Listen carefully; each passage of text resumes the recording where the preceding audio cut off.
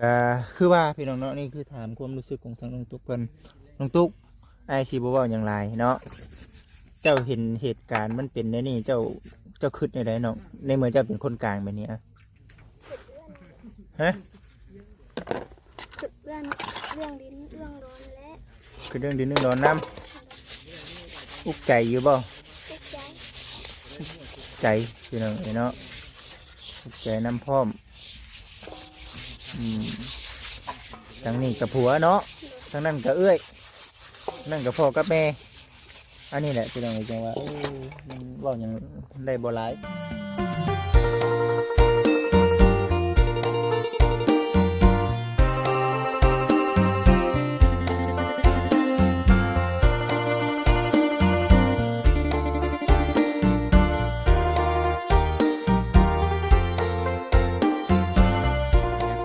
ข่อยคำยามเลงเด้อพ่อแม่พี่น้องเด้อมื้อนี้ก็ได้อยู่ที่เฮือนที่ชานน้องๆเพิ่นเนาะพอดีว่ารอบคำพร้อมมาอัปเดตเยี่ยมยามถามไทยทั้งน้องๆเพิ่นหลายคนเนาะFC หลายๆท่านก็สิเห็นเนาะอยู่ในคลิปหลายๆช่องพี่น้องเอ้ยเนาะมาเห็นทั้งน้องตุ๊กเนาะผู้ที่ว่าอาศัยอยู่ที่นี่แหละคือกระบะสงสารทั้งน้องเพิ่นอยู่ทั้งน้องตุ๊กเองก็บ่ยังได้บ่ร้ายพี่น้องเอ้ยเนาะทางนี้ก็ผัวเนาะทางนั้นก็พี่น้องเนาะก็เลยเงียบๆไปก่อนกันในความเป็นจริงนี่คือทั้งน้องตุ๊กนี่เพิ่นคนกลางเลยพี่น้องเอ้ยเนาะเป็นคนกลางน้องตุ๊กนะมีแต่ว่ารอเบิ่งเนาะว่ามันสิเป็นจังใดมันสิจบแบบใดเนาะอันนี้ก็รอเบิ่งน้ำส้มไปน้ำกันพี่น้องเอ้ยเอาแล้วพี่น้องเอ้ย น้องตุ๊กเอ้ยเป็นจังใดน้องแต่ถามข่าวบ่ได้ส่งข่าวเลยบ่ขออนุญาตนำตั้งแต่ว้าวบุญตั้งแต่เมื่อนั้นก็ยังบ่ได้ติดต่อกันเลยบ่อ๋อยันว่าพี่น้องเอ้ยยันว่าทั้งนี้ทั้งนั้นว่าซั่นหั่นนะพี่น้องยันว่าเอ้ยน้องปรึกษากันว่าซั่นหั่นนะยังบ่ได้ปรึกษากันเลยขาดการติดต่อเลยบ่โอ้เนาะมีแต่ทั้งเจ้าก็สู้ๆเด้อน้องตุ๊กเด้อก็คือว่าพี่น้องเนาะนี่คือถามความรู้สึกของทางน้องตุ๊กเพิ่นน้องตุ๊กไอซีบ่เว้าอย่างไรเนาะเจ้าเห็นเหตุการณ์มันเป็นในนี่เจ้าคิดในใดเนาะในเมื่อเจ้าเป็นคนกลางแบบนี้อะฮะคือเรื่องดินเรื่องร้อนและ คือเรื่องดินเรื่องร้อนน้ำอุกใจอยู่บ่ ทุกใจ ใจพี่น้องเนาะอุกใจน้ำพร้อมทางนี้กับผัวเนาะทางนั้นกับเอื้อยนั่นกับพ่อกับแม่อันนี้แหละพี่น้องจังว่ามันเว้าอย่างได้บ่หลายจมเนี่ยสิใบจมน้อันทำไทยแหละตั้งแต่บอกขออนุญาตนำเพราะว่าเรื่องที่ของทั้งบุญตะกี้กับซี่ก็คือชู้แหละแต่ว่าบ่ได้ถามต่อแต่ว่าเพียงแต่ว่าอยากถามว่าน้องเพิ่นเป็นคนกลางรู้สึกในใดว่าซั่นน่ะนะถามมันเรื่องนั่นบ่แม่เอาก็ฮู้อยู่ดอกพี่น้องเอ้ยเนาะแต่น้องเพิ่นก็อุกใจอยู่นั่นแหละอุกใจในเรื่องดินเรื่องร้อนแต่ว่าเฮาก็บ่ได้ว่าหยังยาวหลายดอกพี่น้องเอ้ยเนาะมีแต่รอถ้าทางผู้อ้ายเอ้ยเพิ่นตัดสินเองอะนะมาเลยดิมีแต่ขาบอเตียงลงมาแล้วมาได้ติว่าจะเรียกง่ายคนร้ายฟ้าเพื่อนแหละเนาะบ่กับอีกอย่างน่ะทั้งอ้ายเราก็นำเรื่องทั้งทะเมเนาะแล้วก็บุญนำเท่านั้นพี่น้องเอ้ยเนาะเข้าใจเราอยู่ได้นี่แต่ว่าเบิ่งไปให้แล้วเด้อเบิ่งไปก็เลยว่าติดต่อยังบ่ได้เลยน้องแต่นั้นติดต่อน้องแต่บ่ได้เริ่มเคลื่อนแล้วทำอะไรไปได้เริ่มเคลื่อนนี่กินตะเล่งน้องตุ๊กขวดกิโลขัวเมงกิโลไปหาคุดเองบ่ได้ร้ายเลยต่อหลังจากก็นอนยังอยู่ ดู คนท้องนี่กินหยังไงบ่เช่น กินปกตินี่แหละ ปกติบ่ แต่ว่าคือเราบ่กินเอาดมหรือว่าแบบเป็นเหล้าเป็นเบียร์เพื่อนนะกินบ่ได้บ่ เจ็บไข้ได้พยานนี่ห้ามกินยาเลยติแม่น บ่ได้เลยแหละ โอ้ แม่นน มันก็สิเช่าอยู่บ่ซะ แม่นนเจ็บท้องจนจะเป็นอื่นก็ยังบ่เพิ่นบ่ให้กินยามีแต่กินน้ำเกลือแร่แล้วก็มีแต่ให้กินน้ำใน น ลา อน ย เด้ เป็นไข้ เป็นไข่หามื้อน อ๋อ นอนลอยอยู่ เป็นไข้ก็จนถ้ามันเช่าเองติ เศร้าเอง กินแล้วมันมีผลเล็กน้อยเด้ บ่ เออ โอ้ มากินยาเนี่ย บ่มียาแบบเฉพาะมันเลยบ่มีบ่ ครับ ยากติ เป็นไงยากที่ถ้าเราสังเกตมันเจ้าอ่านมันด้วยในสลากยานะ คนท้องติ โอ้ โอ้ คนเจ้าการมากิน ห้ามคนท้องกินรถเนาะอืม ก็ทู่อยู่สองตัว เฮ้ยเนาะดอกไผ่เจ้าหุ่งอยู่บ่ท่าบัดนี้ นายก็ไปข้างล่าง ดอกไผ่ก็ใหม่เบิดเลยว่าซั่นเด้เนาะ มันตายเมื่อคืนนี่ อืม ไต่บ่ได้ แต่บ่ได้เลยบ่ เลย ไผ่โซลาร์เซลล์เพิ่นพี่น้องเอ้ยเนาะ มาลองต่อก่อน ระวังมันช็อตเจ้าเด้อพุ่นมึงแหน่ดอกไผ่แบบบ่มีกระจุกว่าซั่นเด้เนาะเจ้าระวังเจะเคยต่อบ่ล่ะแตะเก้าก็ต่อไปนี่แหละว่ะ เชื่อใจ นี่ก็หนึ่งขอต่อสองขอต่อสามขอต่อห้า สี่คอต่อผู้ หาขอต่อ ได้คอโต้แท้ทำมาช็อตเด้อ มันช็อตดิ กำลังจะมือแล้ว เฮ็ดไปนี่บ่แต่ละมื้อ เนาะตรงนี้คนละชิ้น เอานี่ไปซื้อเอา ขอใจเด้อ จุ๊บๆว่ะ บ่จุ๊บแท้ๆเนาะ ขึ้นมาไหม ถ้าอยากให้ชื่อเราก็ได้เนาะ เอาบ่ฮู้ บ่ได้มีแนวมาต้อนเพิ่นนะจะได้เข้ามาถามไทยทั้งทุกเพิ่น ฉากนี้เบิดแดดพอแห้งเด้อ มันเขาอยู่ได้บ่มีแดด มันวางกันแล้วเห็นเนาะ อืม มันช็อตมือได้จักอ่ะ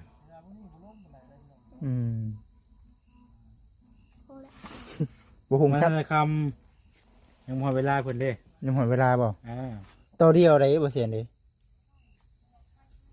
นี่ตัวยังบ่ทันติดนี่นะนี่นะนี่ ยันมี เอ้ยติดเบิ่งปึ๊บอันกุ๊บ คนกลุ่มบ่แห้งเลยเนาะ บ่แห้งเลยคนกลุ่มเลย บ่แม่นบ่ เออ ยังสากอยู่ตัวนี้ยังสากอยู่ โอ้ยเนาะพี่น้องเอ้ย อันนี้ก็ได้ สายๆแต่นี่มือหน่อยอยู่ ช็อตได้เนาะ เออเอาถือว่าผ้าผลเนาะมันเบิดแล้วเพิ่นก็ได้เอาหางดินออกพี่น้องเอ้ยบัดนี้ก็สิได้ไปตักน้ำตักใน เอาออกเอาปุ้ยเอา ปุ้ยก็สิเอาออกเลยนอนหนาวบ่นอนแต่ได้มื้อนี่ หนาวตุ้มผา อืมเป็นชั้นพุ่น นี่ นะ อยู่บ่เขาห่มน่ะนี่อยู่ไปมาทิศไปเมื่อได้ไป ไปเสียไปเนาะ เด้อน้อง เมื่อปะก่อนได้สันพี่น้องเอ้ยเนาะ มาเด่นน้ำมัน เบิ่งสบายดีอยู่ดีมีแห้งเบิ่งจังไรทางไหนเด้อละบ่เบิ่งดูเป็นได้ไร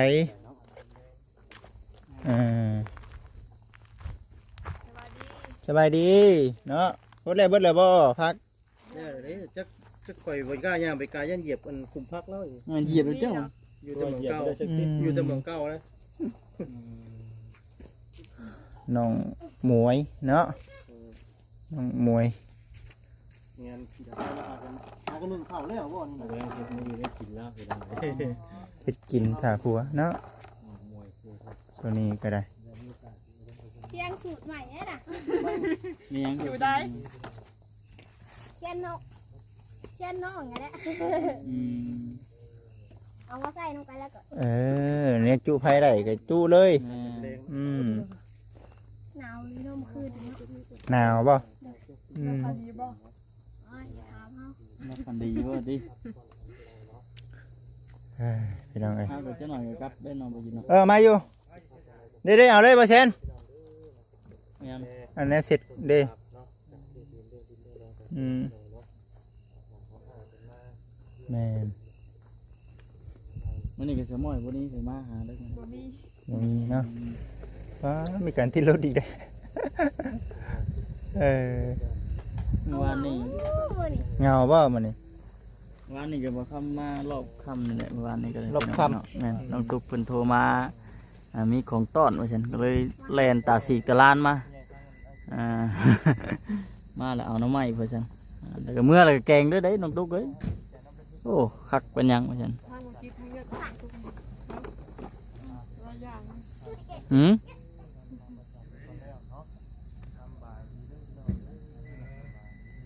ถ้ากันกินอันข้าวเที่ยงก็ยังเสมอนะหืมตอนเที่ยงนะต้องมีเออเมื่อไหร่ ไปเลย อ๋อ แล้วฉันพี่น้องเอ้ยเนาะก็ถือว่าน้องไล่ยังมาทันมา มาแล้ววันนี้ มา เรียก มาได้ไปอีกเนาะ ไปเรียก อืมมาเดี๋ยวไปอีกพี่น้องเอ้ย มันไปแน่ไปจ้องมือ เบิ่งเด้อเวลาถอยรถอุ้มลูกไว้เด้อยันเด็กน้อยเด้ เนาะ เนาะ เขาขึ้นรถเนี่ย แม่นแม่นเล่นกับเพื่อนรถอ่าก็ถือว่าพากันจุพุนจูไพ แม่น ว่าสิเฮ็ดกินหยังก็ขึ้นนัก คือนัก นักอยู่เด้อ เออเนาะเบิ่งได้บัดนี้ก็ได้เนาะค่อยคำย่ำแรงพี่น้องเอ้ยก็ถือว่าสิประมาณนี้แหละแห่งคำแห่งมืดแล้วบัดนี้เนาะ แม่น แห่งคำแห่งมืดแล้วมันบ่มีอันน่ะดอกพุ่นดอกไผ่มันบ่มีไฟพุงไฟผ้าเป็นไรท้องใช่จักเดือนก็2 เดือนบ่ ยังประมาณจะนั่นเลย ประมาณ2 เดือนปลาย นั่นยังบ่ทันได้ตรวจเบิ่งจักเทื่อ เลย บ่ขออนุญาตท้องเขาออกบ่ออกแล้วเนาะแม่นบ่ แม่น โอ้ออกแล้ว เริ่มตึงขึ้นเนาะ แม่น อืมกะว่าสิเป็นผู้หญิงผู้ชายรอบนี้ กล้าว่าเป็นผู้หญิง อยากได้ผู้หญิงผู้ชาย เป็นผู้หญิง อ้า ใช่เนี่ยได้แล้วติ เลย ได้ผู้ชายอีกเดี๋ยวเอาอีกคือเก่า เลย เออ เออก็สิประมาณนี้แหละพี่น้องขอบมุกขอบใจน้องตุ๊กหลายๆน้องตุ๊กเด้อ อืม ขอบมุกขอบใจน้องตุ๊กหลายๆมื้อนี้ก็ได้หาหน่อไม้อีกติแต่ละมื้อเด้อ แม่น เออไปไกลแล้วเริ่มไกลแล้วซุมื้อนี้เนาะเรื่องหน่อไม้อืมอืมก็สิประมาณนี้แหละพี่น้องเอ้ยเนาะ แม่น อ่าเด้อคนเด็กหนุ่มเด็กน้อยก็ได้อาบน้ำอยู่นี่เนาะบัดนี้เนาะคำมันเบิดเนี่ยไปจักได้วบัดนี้น้ำในเบิดได้เฮ็ดได้บัดนี้ โอ้โห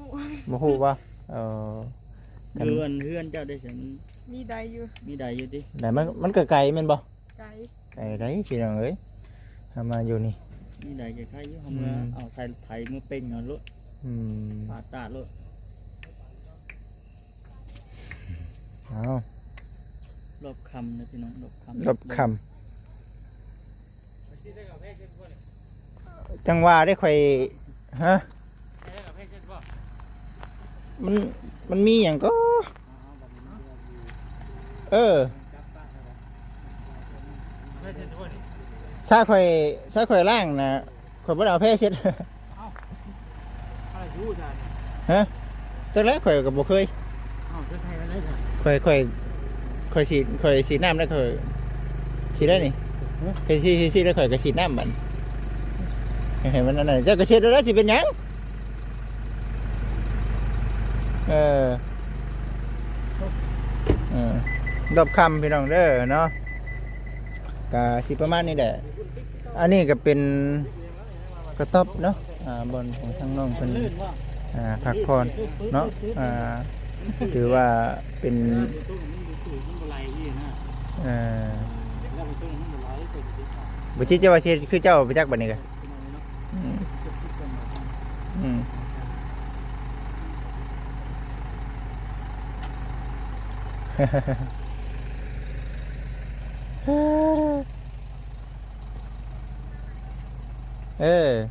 เบิ่งไปเนาะบรรยากาศสิได้พี่น้องเนาะมีแต่บนหันเนาะบนอันกอกน้ำเนาะบนกอกน้ำมันอยู่หันก็ถือว่ายังกว้างเลยพี่น้องเนาะที่ทางนี้ก็ได้ FC เพิ่นก็บอกอยู่ว่าแบ่งปันกันเด้อบ่จิตเด้อฉันแบ่งครึ่ง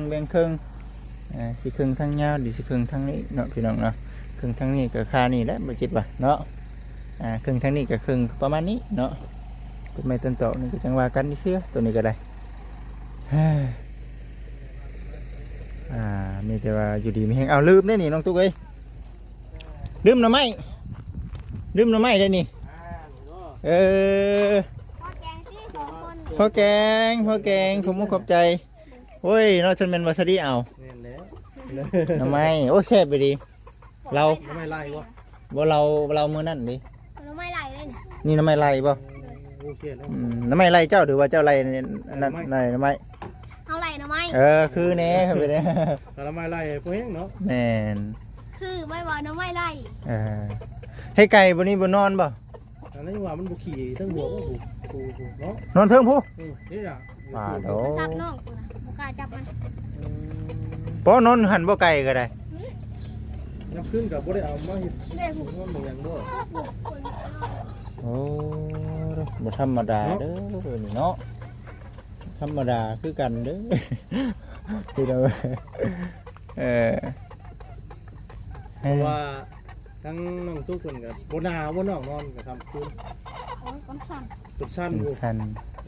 จะอาบน้ำจะเว้นอยู่หรอว่าอาบอยู่ว่า น้อง น้ำ อาบแล้วอาบไปเช้า4 โมง เวลาอาบต้มน้ำอาบอยู่บ่ ล้างมือก็ต้ม ต้มน้ำอาบได้เดี๋ยวน้องคนน้อยสะบัดหนาวได้ เด้อ แม่นบ่พอสิ เอาดีเด้ อีดีบ่ จุดปั้นเนี่ยหนาวได้ แม่นจ้ะ เมน คำเป็นนั่นก็ถามไว้ซื่อเนาะ เอาเมนดีเด้อ ก็อีกอย่างหนึงเพิ่นก็บ่ให้อาบน้ำค่ำคนท้องคนไก่บ่ให้อาบตะเวนหามโจกดินเพิ่นบ่อยากให้อาบตะเวนโจกดินบ่อาบด้วย โอ้แม่นบ่น้องตุ๊ก คือ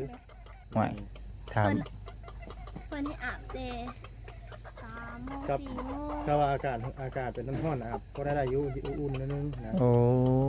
ได้เพราะว่าเด็กน้อยมันท้องสิปั้นขนาดคนเฮายังหนาวเนาะผู้เมย์ยังหนาววะ แม่น เราเตรียมมาสกายปาดกัน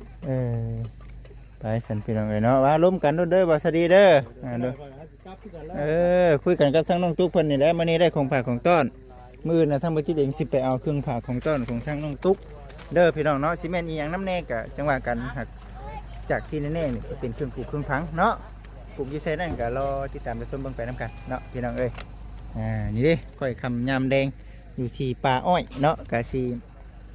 ประมาณนี้แหละเอาฝาก FC ทุกท่านเป็นกำลังจิตกำลังใจให้ในเด้อพี่น้องเด้ออายุมันคนเยินได้เนาะโรคภัยไข้เจ็บอย่ามาใกล้อย่ามาเบียดเบียนเนาะเป็นกำลังจิตกำลังใจให้กับทางน้องตุ๊กเพิ่นเนาะสงสารอยู่พี่น้องเอ๋ยเนาะเป็นคนกลางนี่ก็ได้เอาสู้ๆเด้อน้องตุ๊กเด้อสู้ๆเนาะอยู่ดีมีแฮงสิ่งทุกอย่างปลอดภัยทั้งน้องๆเพิ่นเนาะเอาอยู่ดีมีแฮงเด้อพี่น้องเด้อ